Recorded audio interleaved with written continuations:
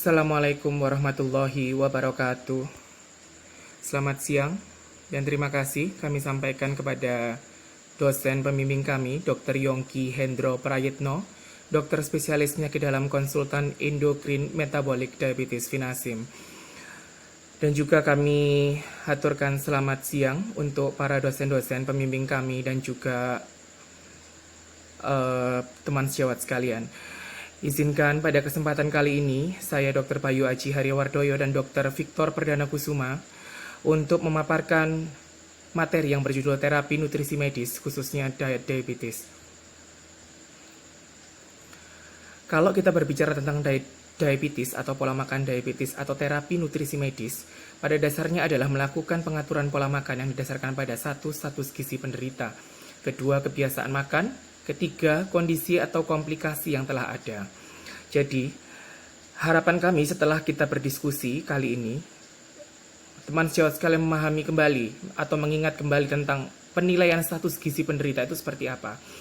Yang kemudian yang kedua adalah kebiasaan makan pasien atau eating habit itu seperti apa. Yang ketiga, kondisi atau komplikasi yang telah ada. Apa sih pengaruhnya ketiga hal tersebut? Dengan mengetahui status gizi penderita, nantinya kita bisa menghitung kebutuhan kalori per harinya itu berapa. Lalu kemudian kebiasaan makan ini bagaimana? Lalu kemudian kondisi atau komplikasi yang telah ada itu seperti apa? Kita ketahui bahwa memang komplikasi diabetes ini sangat kompleks, makro-mikro angiopati. Dan yang paling common biasa kita dengar nanti ada diabetes nefropati, terus kemudian ada komplikasi ke kardiovaskuler. Tentunya tidak melulu drug yang harus kita pikirkan. Nutrisi memegang peran yang cukup penting di dalam hal ini untuk keberhasilan terapi. Ini kami ambil dari American Diabetes Association tahun 2020 bahwa memang goal of care dari pasien itu adalah prevent complication and optimize quality of life. Di sini kita lihat variabelnya tidak melulu drug. Banyak hal yang mempengaruhi. Mungkin teman-teman akan mendapatkan di lapangan bahwa teman-teman sudah merasa memberikan terapi yang terbaik. Insulin sudah dosisnya tepat, OAD juga sudah A, B, C, D, E. Tapi kenapa ya kok goalnya nggak pernah tercapai? Kenapa kok target glukosnya nggak pernah sesuai dengan yang kita harapkan atau sesuai guidelines? Padahal terapi kita sudah bagus. Di sini banyak variabel yang mempengaruhi, termasuk current lifestyle, termasuk emotional well-being. Gimana kita bisa memberikan terapi yang optimal kalau misalnya pasiennya sendiri stres dengan obat yang kita berikan?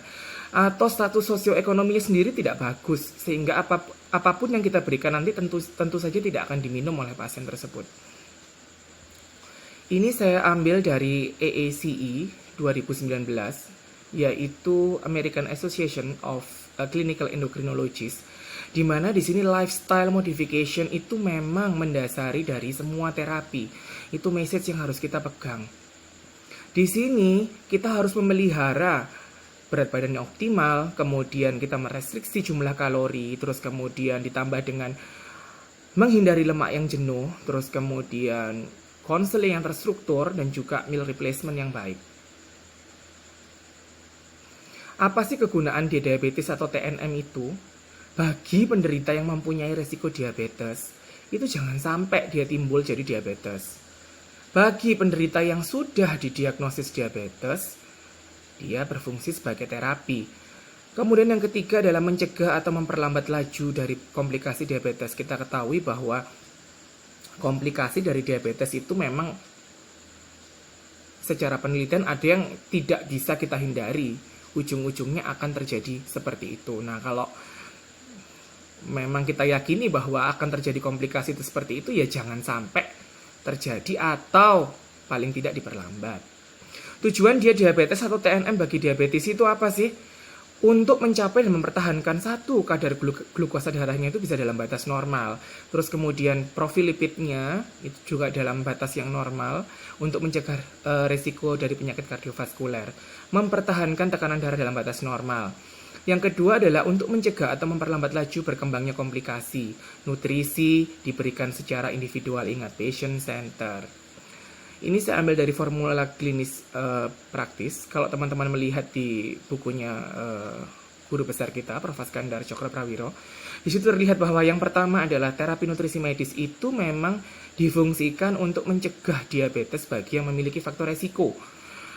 Memanage yang memang sudah terjadi diabetes, dan kalau sudah diabetesnya itu berlangsung ya jangan sampai terjadi komplikasi. Targetnya apa sih? Di dalam 6-12 minggu setelah kita menginisiasi terapi nutrisi medis, HbA1c levelnya itu bisa turun 1-2%. Bonusnya kita akan mendapatkan tekanan darah yang lebih rendah, lebih optimal kalau saya bilang. Kalau yang tinggi diturunkan, lalu kemudian lipid profile juga diperbaiki, lalu kemudian juga promoting weight loss. Rekomendasi ada juga sama di 2014, efektivitas terapi nutrisi medis pada pasien diabetes dalam hal kontrol glikemik 1, kemudian perbaikan profil lipid, dan juga menurunkan tekanan darah. Ini diperinci oleh Prof. Askandar bahwa memang glycemic control yang dimaksud adalah demikian, terus kemudian targetnya saya tidak akan membahas terlalu dalam karena ini sudah dibahas oleh bab sebelumnya. Kemudian lipid itu intake goal-nya itu seberapa sih? 7-10% saturated, fatty acid, terus kemudian kolesterolnya itu diatur 200-300 mg. Terus kemudian dengan intake goal kurang dari 2300 mg per hari diharapkan dapat mengontrol tekanan darah pasien. Ini ada rekomendasi ada 2020. Kenapa saya sampaikan di sini bahwa behavioral lifestyle itu penting untuk pasien. Variety eating pattern, terus kemudian based on patient preference. Jadi kita nggak bisa paksa. Kadang-kadang kita sudah ngomong A, B, C, D, E, ternyata pasiennya tukang becak, suruh protein segini, suruh glukosa segini, ternyata pasiennya untuk makan sehari-hari, untuk hidup sehari-hari aja kesusahan gitu loh. Gimana goal kita bisa tercapai? Dan ingat, ujung-ujungnya itu adalah given the cost effectiveness. Effective of nutrition therapy. Di sini rekomendasi ada. Jadi bahwa yang melakukan atau yang menyediakan di rumah sakit itu nanti adalah register dietitian nutrition. Nah, ini message-nya kita itu tidak bekerja sendiri di rumah sakit. Di situ ada dietitian. Nah, untuk memudahkan tuh gimana sih dietitian itu supaya gampang. Yang tahu kondisi klinis itu kita, yang tahu hasil laboratoriumnya itu kita. Dietitian itu nanti tinggal menyediakan apa yang kita mau. Nah, untuk memudahkan itu kita tentu harus menyamakan persepsi, energi balance, terus lalu kemudian eating pattern dan macronutrient distribution. Karbohidrat pun harus diperhatikan, harus terukur. Di situ karbohidrat yang digunakan harus karbohidrat yang kompleks ya. Lalu kemudian pada penggunaan insulin juga harus diperhatikan. Jangan kita memberikan advice pada pasien tidak secara detail. Pasiennya nyuntik insulin jam 1, lalu kemudian pasiennya baru makan jam 4 sore. Ujung-ujungnya nanti pasiennya datang ke kita dalam keadaan hipoglikemi. Protein pun diatur. Di sini dikatakan di rekomendasi ada bahwa individual dengan tipe 2 diabetes jika mengkonsumsi protein itu akan meningkatkan respon insulin tanpa kenaikan plasma glukosa darah. Jadi apa sih benang merahnya lah? Kalau misalnya makan proteinnya ngawur, terus kemudian insulinnya meningkat, sementara karbohidratnya juga tidak kita atur, ya otomatis nanti pasiennya akan mengalami hipoglikemi. Lalu kemudian lemaknya pun harus kita atur. Lemak seperti apa sih yang mau kita sajikan untuk pasien tersebut. Lalu kemudian mikronutrien dan herbal suplemen juga harus kita perhatikan. Avoid alkohol dan juga sodium itu diharapkan kurang dari 2300 mg per harinya. Lalu landasan pemikiran apa sih yang membuat kami mengangkat tema ini?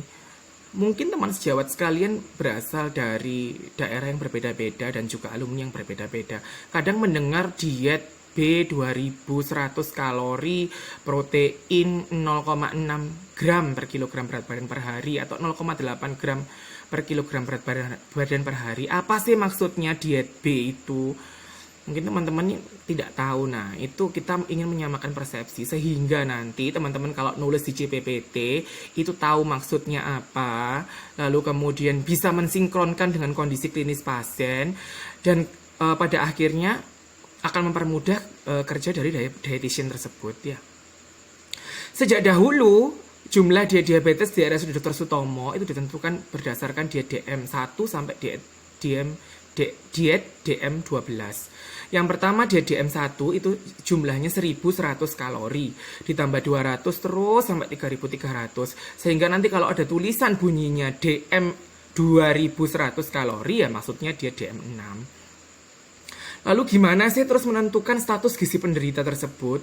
Dengan cara menghitung berat badan relatif. Yang kedua dengan menghitung indeks massa tubuh. Ini kita kembali ke pelajaran preklinik ya, menghitung berat badan relatif, yaitu dengan cara berat badan dibagi dengan tinggi badan min 100 dikali 100%. Nanti hasil yang kita dapatkan itu kita plotkan. Pasien ini termasuk yang mana sih? Undernutrition, kurus, normal, gemuk, atau obesitas. Yang kedua, kita bisa menggunakan indeks massa tubuh atau body mass index. Ini caranya menghitung, mungkin ada yang lupa, saya ingatkan kembali, yaitu berat badan dibagi dengan tinggi badan dalam meter dikuadratkan. Nanti akan keluar hasilnya, diplotkan di sebelah kanan ini. Kalau memang dia kurus, ya kurang dari 18,5 dan seterusnya. Fungsinya apa sih kalau dia tahu kebutuhan, dia termasuk golongan yang mana? Lah kalau misalnya dia kurus, nanti dikalikan ke 40 sampai 60 kalori. Normal dikalikan 30 kalori, gemuk dikalikan 20 kalori, obesitas berat badannya dikalikan 10 sampai 15 kalori. Kalau sudah bingung-bingung ya kalau pasiennya ketoannya normal, berat badannya 70 kg ya tinggal aja dikalikan 30, berarti kebutuhannya 2100 kalori. Tinggal kalau kita plotkan dia masuk diet diabetes atau diet B yang mana. Nanti kebutuhannya per karbohidratnya, per lipidnya, per proteinnya akan dibahas kemudian. Kadang-kadang kita melihat pada kasus-kasus tertentu, loh ini pasiennya kok kecil sekali tapi kok banyak sekali ya kebutuhan kalorinya kita tulis. Nah ini ternyata memang pasien ini membutuhkan kalori yang lebih, misal pada diabetisi dengan TBC paru, lalu kemudian nefropati diabetikum, lalu kemudian dengan sirosis hepatis diabetikum. Nah ini untuk DM gestasional dan DM pragestasional. Sekedar untuk mengingatkan, kalau pragestasional artinya memang dia sebelum hamil itu sudah memiliki diabetes, sehingga diet yang akan kita pilihkan nanti adalah diet KV atau diet kardiovaskuler. Lah untuk DM gestasional kita berikan diet B1. Untuk gampangnya trimester 1 tadi tinggi badan kurangi 100 ya, dikalikan dengan 30 kalori. Kalau trimester 1 tambahin 100, trimester 2 tambahin 200, trimester 3 tambahin 300. Nah, kenapa ini slide-nya ini kami angkat? Bahwa memang macam-macam pola diet pada diabetes itu banyak. Ada the MAD diet, ada the DASH diet, ada Cambridge, kemudian ada vegan diet, ada vegetarian diet. Nah, tentu saja masing-masing center punya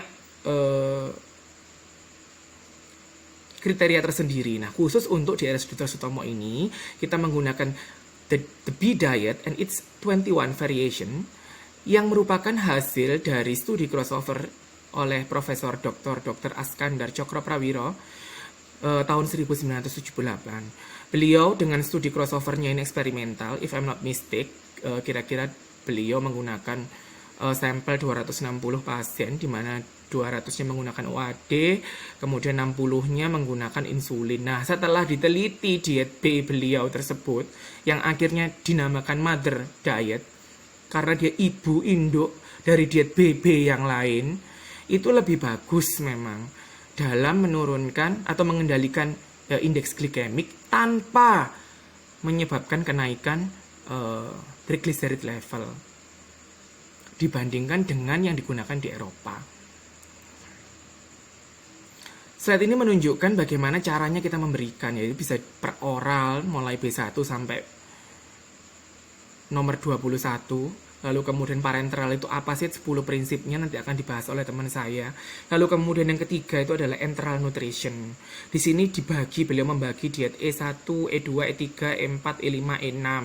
Nanti teman-teman di sini melihat ya ada insulin pada E1, E3, E5. Jadi nggak usah bingung kalau ada tulisan E1, E3, insulin sekian unit pada E1, E3, E5. Oh ini loh maksudnya.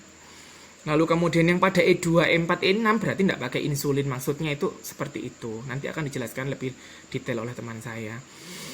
Nah, pola makan diabetes atau terapi nutrisi medis ini harus kita ini memang kunci dasar dari pangkal keberhasilan terapi insulin maupun dengan oral antidiabetes. Kita juga harus memperhatikan J1 jumlahnya harus dihabiskan, J2 jadwalnya harus diikuti. Ingat ya, jangan balapan. Kalau insulinnya duluan, makanannya jauh, ya nanti ujung-ujungnya jadi pasien kita di UGD. Jenis makanan ini dia harus ditaati itu seperti apa ya. Sejak tahun 1978, Prof. Askandar itu sudah menggunakan diet B sebagai hasil penelitian disertasi dan diaplikasikan di Sutomo. Ini ya, mulai mothernya dari ibunya, dari diet B-nya ini, akhirnya berkembang ke B1, B2, dan selanjutnya.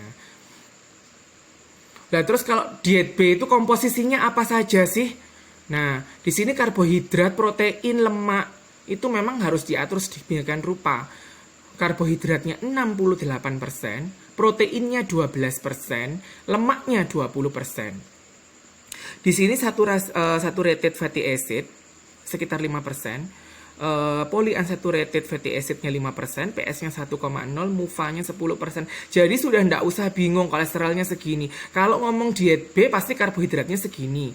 Kebutuhan kalorinya 2100 kalori. Nanti kita tinggal tulis, kemudian dietitiannya akan mencocokkan kira-kira makanan apa aja sih yang cocok dengan yang diminta oleh dokternya.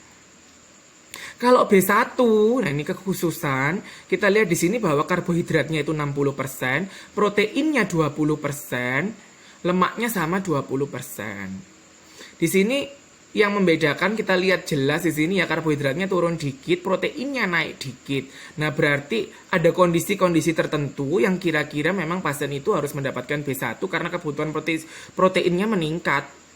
Seperti itu.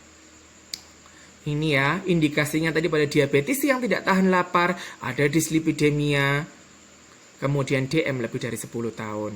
Kalau B1 apa? Ingat gambar yang tadi bahwa memang proteinnya lebih tinggi daripada diet yang B tadi yang nggak pakai 1 tadi. Berarti orangnya mampu protein. Ingat. Tapi kadar lemak darahnya dia normal. Mampu di sini ya orangnya mampu. Artinya kalau protein kan harganya mahal, kalau nggak affordable ya memang kita tidak bisa berikan serta-merta.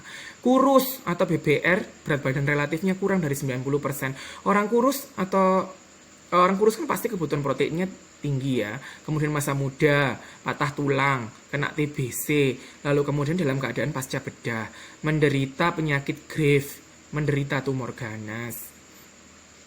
Slide ini saya angkat betapa saktinya beliau, Prof. Askandar, bahwa penelitian beliau yang 20 tahun yang lalu itu ternyata sama yang direkomendasikan ada, bahkan di-approve oleh FDA. Jadi kebutuhan karbohidratnya 60%, lalu kemudian lipidnya 20%, fibernya pun hampir sama persis ya, dengan garam kurang dari 2,3 gram per hari.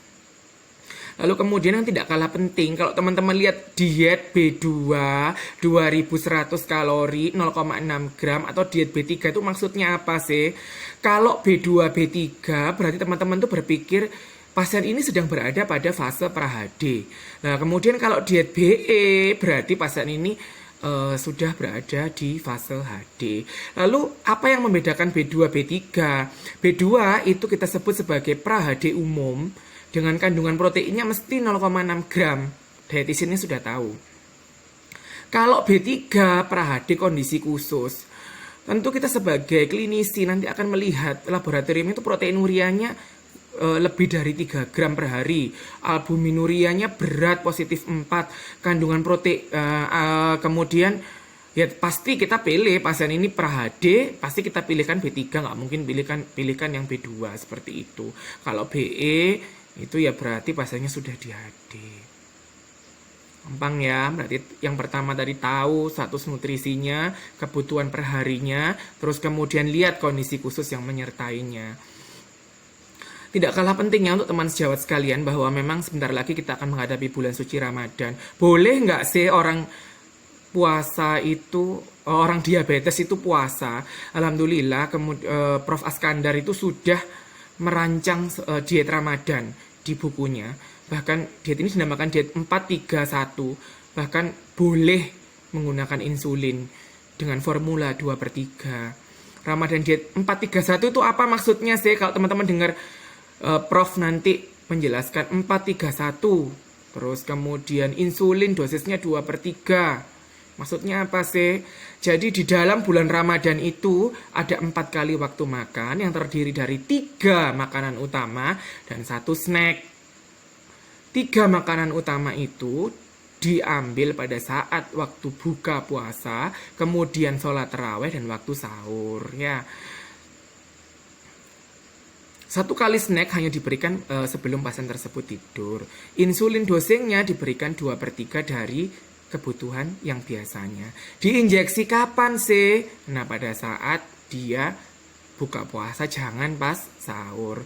Nanti kalau pas sahur kita semua lupa kasih resep insulin, ya nanti datangnya ke kita hipoglikemia. Terima kasih untuk presentasi saya di awal. Untuk selanjutnya akan dilanjutkan oleh teman saya Dr. Victor Perdana Kusuma. Terima kasih.